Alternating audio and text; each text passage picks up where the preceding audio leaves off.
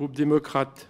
Oui, Monsieur le Président, ce budget devait permettre, selon nous, de poursuivre la mise en œuvre de la loi pour le plein emploi qui a été adoptée il y a 1 an et qui vise à faciliter le retour vers l'emploi des publics les plus éloignés du marché du travail par un accompagnement renforcé.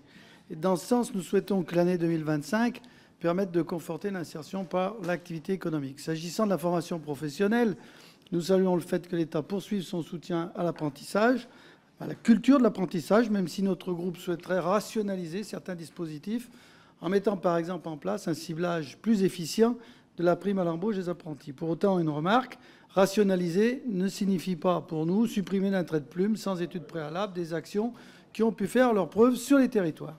Il nous paraît absolument nécessaire de poursuivre ainsi les actions en faveur de l'amélioration de la qualité de l'emploi et des relations au travail. Et dans ce sens, nous approuvons les mesures qui assurent la déclinaison de plans très importants, plan santé au travail, celui de la prévention des accidents du travail graves et mortels. Enfin, quatrième observation, dans le contexte budgétaire actuel, nous devons rechercher des économies et agir de manière responsable. Vous avez pu noter que nous avons limité nos amendements et en l'absence d'études d'impact, nous appliquons une forme de principe de précaution. Or, pour conclure, force est de constater qu'à l'issue de l'examen de ces crédits, compte tenu des très nombreux amendements adoptés par notre commission, nous observons une remise en cause de la cohérence, de l'équilibre général et des objectifs présentés initialement dans le projet de loi de finances. Vous l'aurez compris, notre groupe ne votera pas les crédits de cette mission. Je vous remercie.